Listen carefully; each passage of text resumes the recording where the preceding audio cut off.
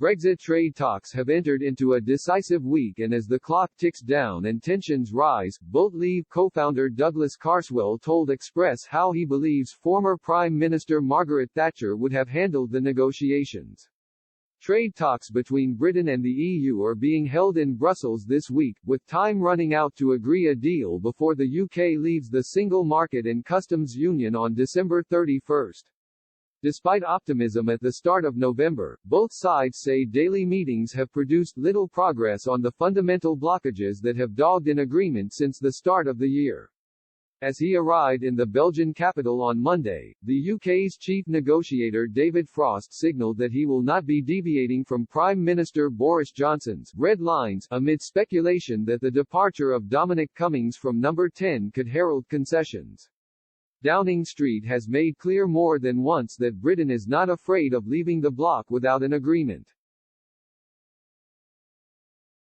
As the clock ticks down, former UKIP MP and Boat Leave co-founder Douglas Carswell told Express.co.uk how he believes former Prime Minister Margaret Thatcher would have handled the negotiations.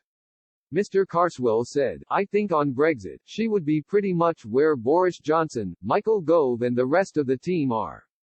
I can't really see how someone who believed in what she believed in, which is the nation-state but also free markets and having good relationships with your neighbors, would have done anything different. What we are seeing is a deal that Conservatives can recognize as good." Mr. Carswell's claims are reinforced by what the Iron Lady wrote in her 2002 book Statecraft. She argued only credible threats of disruption yield results in the bloc. She wrote, "We can see that any concessions which Britain makes, or initiatives which she promotes, in Europe are always turned against her and against the original intention.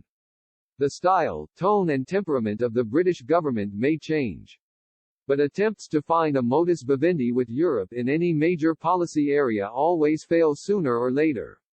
She added, "Only credible threats of disruption, like mine in the early 80s yield results. And these, though they can secure important gains, are still unable to shift the direction in which Europe as a whole is going."